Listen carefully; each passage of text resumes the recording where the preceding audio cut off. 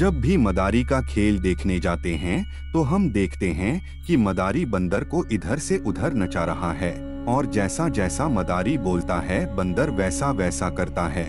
लेकिन कभी आपने सोचा कि जो बंदर जंगल में एक पेड़ से दूसरे पेड़ पर कूदते रहते हैं वे किसी के हाथ नहीं आते हैं, फिर मदारी उनको कैसे पकड़ लेता है? ये सवाल हमेशा हमारे मन में रहता है। इस सवाल का उत्तर तो बड़े बड़े ज्ञानी लोग भी नहीं दे पाए, लेकिन मदारी ने थोड़ी सी बुद्धि लगाकर बंदर को अपने काबू में कर लिया। आइए जानते हैं कैसे।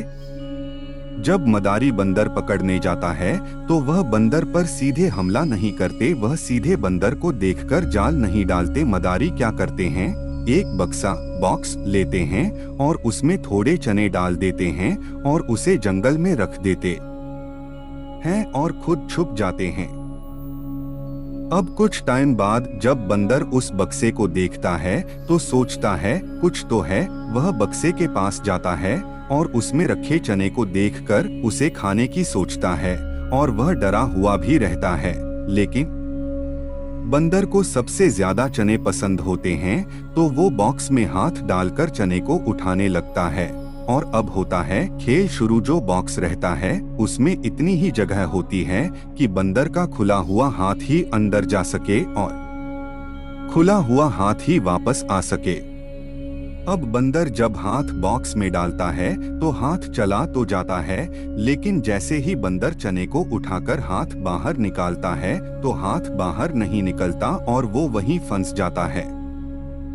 अगर बंदर एक मुट्ठी चने को छोड़ दे तो उसका हाथ बाहर निकल आएगा, लेकिन बंदर उस एक मुट्ठी चने को नहीं छोड़ता और तभी वहां पर मदारिया बंदर पकड़ने वाले आ जाते हैं। लेकिन बंदर तब भी उस एक मुट्ठी चने को नहीं छोड़ता और मदारी उसे पकड़ लेते हैं। ऐसे बंदर को पकड़ लिया जाता है। थोड़ा सा लालच देकर बंदर को पकड़ लिया जाता है। यही कारण है कि थोड़े से लालच के कारण कई सारे लोग गलत कार्य करते हैं।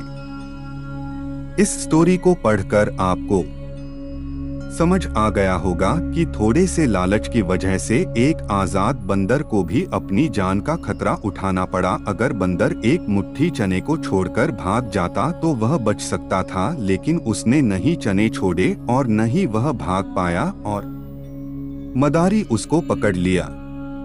कई सारे लोगों की जिंदगी में भी वही होता है जो उस बंदर के साथ हुआ।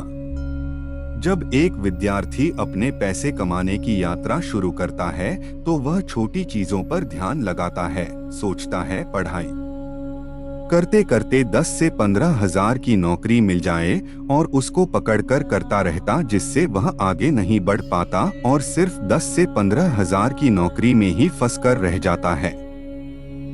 अगर इन छोटी चीजों में उलझ जाओगे तो आगे नहीं बढ़ पाओगे। इसलिए अपनी खुद की पहचान और कुछ बड़ा करने के लिए सबसे पहले पूरा प्रयास करो कि आपका जो सपना है सफल होने का, IAS, IPS जो भी बनने का, पहले उसके लिए प्रयास करो। उसके बाद कुछ और सोचो, लेकिन पहले पूरा प्रयास करें, न कि बंदर की तरह एक मुट्ठी चने के लिए खुद को गुलाम बना लें। लालच एक ऐसी बीमारी है जिसकी वजह से लोग अपना सब कुछ खो देते हैं। जैसे कुछ लोग क्यों उनके पास सब कुछ होने के बाद भी थोड़े से लालच के कारण एक व्यक्ति अपना वह खो देता है जिसकी उसे सबसे ज्यादा जरूरत होती है। शेयर बाजार में भी अगर एक व्यक्ति को ज्यादा पैसे का लालच आ जाता है तो वह बर्बाद हो जाता है। कई सारे लोग इंट्राडे ट्रेडिंग करते हैं। एक बार पैसा बनने के बाद वह लालच के कारण दोबारा ट्रेड ले लेते हैं और फिर उनको नुकसान हो जाता है और वह अपना सारा पैसा खो देते हैं।